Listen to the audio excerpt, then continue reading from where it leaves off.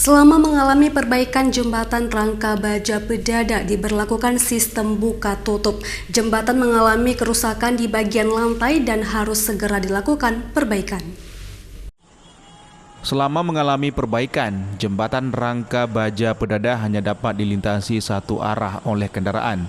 Saat ini petugas memberlakukan sistem buka tutup secara bergantian dan terjadi antrian panjang dari kedua arah.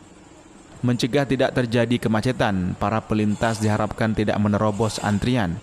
Para pekerja masih melakukan pembongkaran beton lantai jembatan di bagian tengah.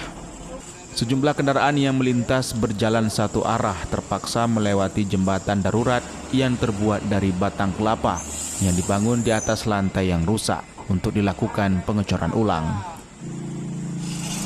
Untuk kegiatan buka tutup sudah menjalan waktu 5 hari.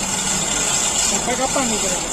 Rencana sampai hari Rabu paling telat. Kemungkinan besar akan ditutup total waktu jam 12 malam sampai jam 7. Tapi jam tutup totalnya belum kami siapkan.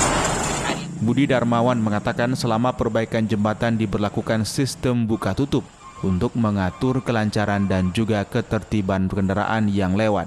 Di pintu masuk jembatan dari bagian timur dan barat dijaga oleh anggota polisi. Mobil dan sepeda motor harus antri untuk dapat menyeberang secara bergantian. Diharapkan pengguna jalan tidak menerobos antrian di jembatan yang sedang dilakukan perbaikan. Para pengguna kendaraan diminta bersabar hingga perbaikan jembatan selesai. Dari Kabupaten Biren, Musriadi, iNews melaporkan.